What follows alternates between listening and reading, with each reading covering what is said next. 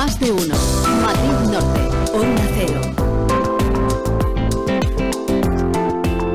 53 minutos. Párense un momento a pensar. ¿Cómo construimos nuestro deseo? ¿Qué imágenes nos excitan? Bueno, están basadas en algunos de los elementos que se utilizan normalmente en pornografía y que en muchas ocasiones pues hacen eco de la cultura de la violencia. Sobre todo ello se va a reflexionar en una próxima edición del seminario El amor en tiempos de feminismo de la Universidad Popular Carmen de Michelena, que va a tener lugar este viernes a las 7 de la tarde vía online, así que no hace falta ni que se trasladen a Tres Cantos si no son de allí, para poder reflexionar acerca de ello, la construcción social del deseo, pornografía y cultura de la violación. Para hablar de ello tenemos, como siempre, a Amelia Zamora, ya saben que es psicóloga del servicio de servicios sociales de la empresa municipal de servicios de Tres Cantos. Amelia Zamora, ¿qué tal? Muy buenas tardes. Hola Sonia, ¿qué tal? Muy buenas tardes. Pues encantada de charlar contigo y llamar a esa reflexión, porque creo que muchas veces no analizamos lo que nos excita o cómo creamos ese deseo, y sería un buen momento de hacerlo, ¿no? Bueno, yo creo que el taller del próximo viernes es súper importante.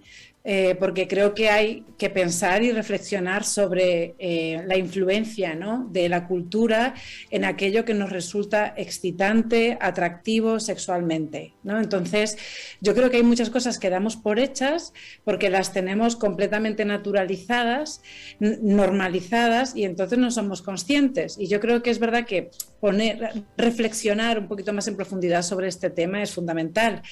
Hoy en día todavía pues yo creo que no hemos alcanzado unos niveles de educación sexual ni en el ámbito educativo ni dentro de las familias lo suficientemente bueno, y los adolescentes siguen recurriendo a la pornografía, que hoy en día es súper accesible a ellos a través de Internet.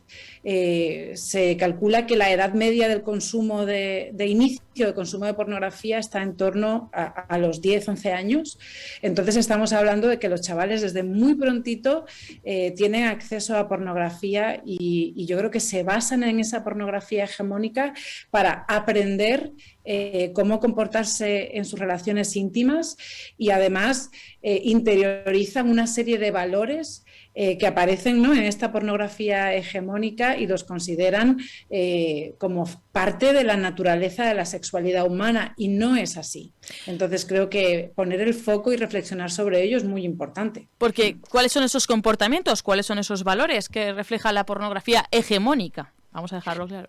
Sí, hablamos de pornografía hegemónica en aquella que es más comercial, ¿no?, que es la dominante. Si tú te paras a pensar en la pornografía dominante, la que además es que es más fácil de acceder hoy en día por Internet a través de los portales de pornografía online, bueno, pues un ejemplo clarísimo de eso es que los vídeos pornográficos siempre terminan cuando el hombre eyacula, es decir, que es una pornografía que está principalmente enfocada al placer de los hombres, ¿no? Y el placer o el deseo de las mujeres no aparece de manera relevante.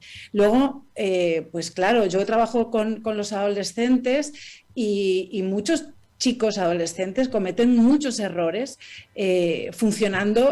imitando, ¿no?, lo que ven en los vídeos, y luego me lo comentan, ¿no? Es que mi novia se enfadó conmigo porque obviamente no le pregunté, porque ellos no repiten. Además que en la pornografía hegemónica el esquema es siempre igual, ¿no? Siempre hay un acercamiento, hay un sexo oral que luego pasa a coito, y como te digo, acaba cuando el varón eyacula, ¿no? Y entonces pues en ningún momento se habla, en ningún momento se pregunta si la persona está cómoda, si le duele, si quiere hacer esa práctica sexual. Se da por hecho porque no se habla en esta pornografía hegemónica.